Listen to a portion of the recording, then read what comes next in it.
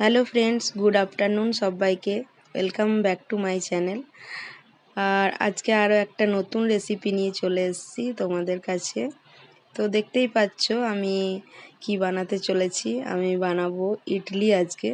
ইডলির রেসিপিটাই তোমাদের সাথে শেয়ার করছি। দেখো, চাল আর ডালটা আগের দিন ভিজিয়ে রেখে দিতে হয় যে ইডলি বানাবার জন্য, তাহলে ব্যাটারটা ভালো হয়। আর সঙ্গে সঙ্গে করলে ঠিক মতো ফুলে না ইডলিগুলো, আর নরমও হয় না, সফট হয় না। তো তার জন্য আগের দিন আমি চাল ডাল ভিজিয়ে রেখে দিয়েছিলাম, তারপরের দিন পিষে নিয়েছি। সামান্য একটু মেথি দিয়ে দিয়েছিলাম যাতে অনেকটা সফট হয় ইডলিগুলো, তার জন্য এটা একটা ছোটোখাটো টিপস বলতে পারো। তারপর এদিকে চাটনির জন্য ছোলা আর ছোলার ডাল আর বাদাম দিয়ে দিয়েছি, কাঁচা লঙ্কা, আদা, তারপর সামান্য একটু তেল দিয়ে খড়া খড়া করে ভেজে ওটাকে মিক্সিতে পিষে নেব। নারকেল দিলে খুব ভালো হয় চাটনিটা, কিন্তু নারকেল আমার পাওয়া যায়নি, সামনাসামনি দোকানে ছিল না। আর মেয়ে দেখো কারি পাতা তুলে নিয়ে চলে এসছে। গাছে কারি পাতা আছে, সামনে গাছ আছে, তাই বললাম দেখো মা, এনে দিয়েছি কারি পাতাগুলো ধুয়ে।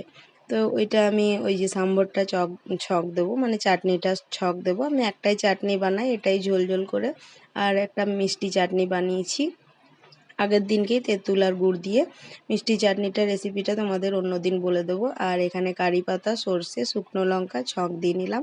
যতটা পাতলা করতে পারো, আমি একটু পাতলা পাতলাই রাখি, তাই ভালো লাগে। আর দেখো ইডলিগুলো এত নরম হয়েছে, সফট, দেখো এখন হয়ে গেছে। আমি এখন এক একটা করে নামিয়ে নেব। আর এই ইডলি মেকারটা আমার খুব একটা প্রিয় মানুষ এনে দিয়েছে আমাকে, আমার মামা। তো যখন ওই ডাক্তার দেখাতে যেত ভেলোরে, তখন ওই এনে দিয়েছিল আমার জন্যে। তো এটা খুবই কাজে লেগেছে আমার। আর দেখো এখন ইডলিটা সাজিয়ে নিচ্ছি, তো দিয়ে দিলাম ওই চাটনিটা যেটা বানিয়েছি, তারপর মিষ্টি চাটনি, আর ওপর থেকে ভাজা মশলা থাকলে ভাজা মশলা দিলে খুব ভালো লাগে। তো চলো, আজকে আমার ইডলি রেসিপি কেমন লাগলো তোমাদের অবশ্যই কমেন্ট করে জানিও। কে কীভাবে চাটনি বানাও সেটাও বলবে।